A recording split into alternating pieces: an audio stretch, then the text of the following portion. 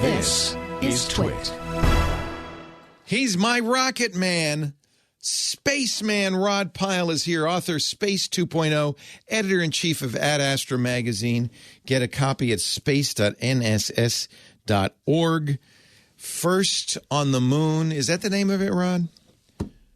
That is. First on the Moon, my favorite coffee table book, all about Apollo 11. Well, it's got great pictures, great text. I love it. Yeah. Rod, it's good to talk to you. It's an honor. Thank you. It's been a good space week. It's good to talk to you, and it has. Just a quick note about your last call. Yes. I don't want to be on the other end of a phone call from an angry casting director, because I worked with a lot of casting directors when I was working on TV, and they are not the people that you want to put something over on. So those guys better look out. I have a feeling Linda is going to take it to him, and she should. I think so. She should. Yeah, that's a horrible story. And I think you're right. Costco has got to kind of just They're pretty good about this. The fact that HP is blaming her for something that didn't happen is unconscionable.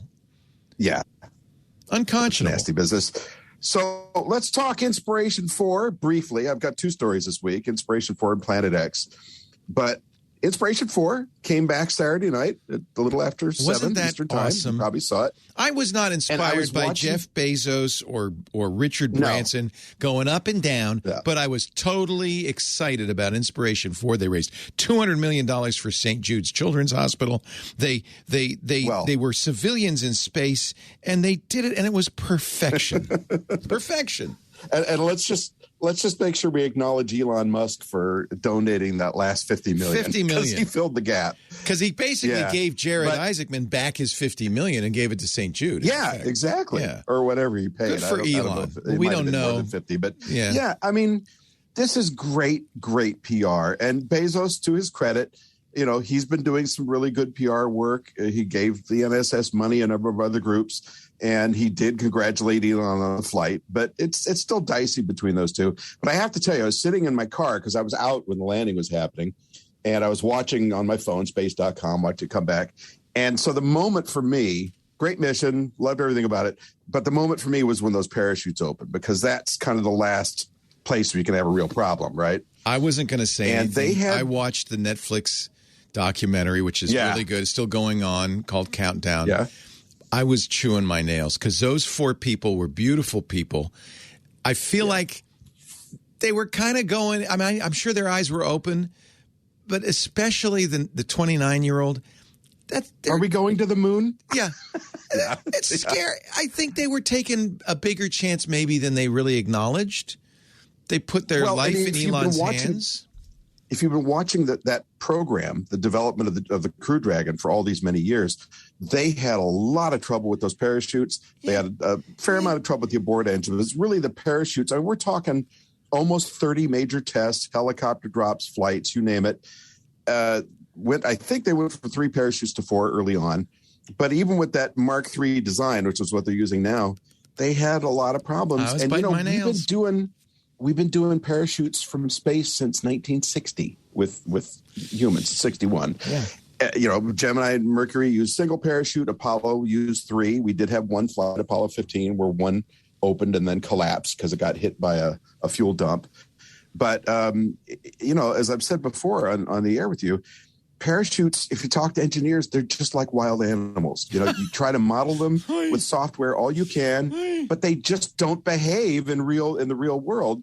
So I'm so glad they got it right. And this really feels like we've got, and I don't want to jinx anything by being premature, but this feels like we're finally on the leading edge of reliable access to space for everybody, ultimately, with a machine that just works. They're going to probably use this same capsule again for the Axiom flight that's going up early next year, which has got an astronaut, Michael Alegria Lopez, flying it with 3 passengers.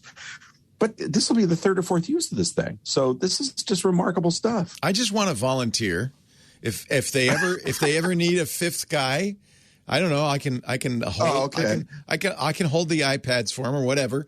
I'm just. So you want to be an actor and an astronaut now? Is that it?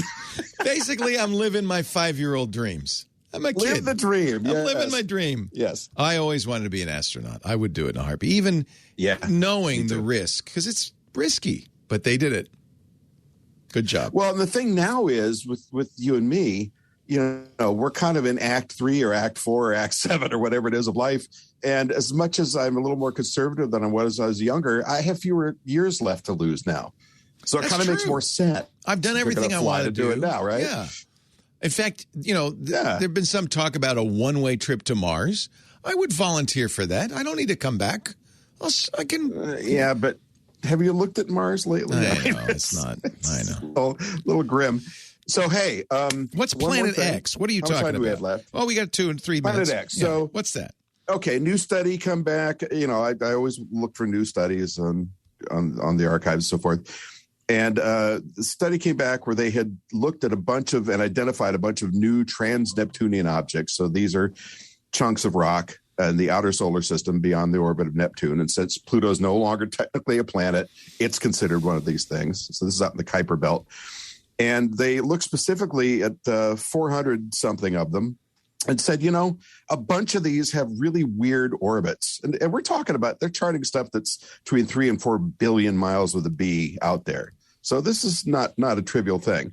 And they're looking at these orbits and saying, if they're just being affected by the sun and Neptune, we expect this kind of orbit. And if they're being affected just by the sun because they're far enough away from Neptune that they're not affected, because Neptune's pretty large, but they're not affected by its gravitation, they should be in a rough ellipse. But they've got these wacko orbits, and they're trying to plot these things collectively to say, okay, clearly there's some mass out there that's affecting how these orbit. Now, it could be that they don't see just it. The cumulative. They just see the effects of it.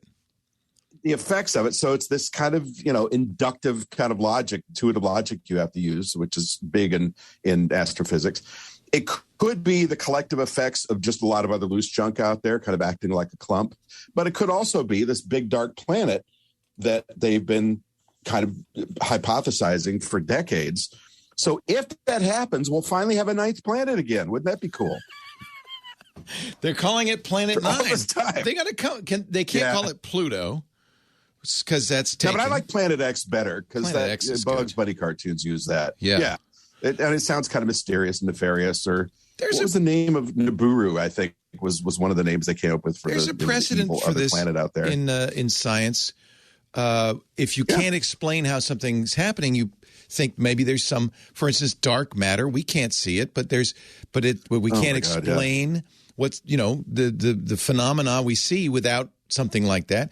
In the early days, people thought there was ether, that light went through the air, and there was something. They eventually, Michelson and Morley proved it wasn't, but that was the variable. That was X that they filled in to make sense of all the measurements. Right. And so there's a long-standing tradition of this. Sometimes it works out.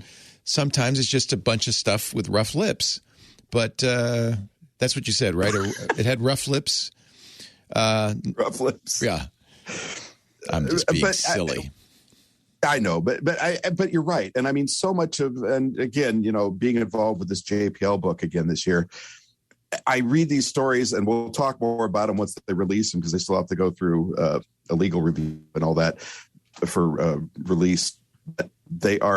There's so much stuff in there where you follow the steps they take backwards from the data to get to something that makes sense. Yeah. And it just makes my hair curl. I love science. Because they're really, really smart. Yeah. Yeah. Smart people doing smart stuff. Yeah. Like this guy, Rod Pyle. He and I are going to Mars. The author of Space 2.0, editor-in-chief at Astra, space.nss.org. Thank you, Rod. It's a pleasure. Thank you. Leo Laporte, the tech guy.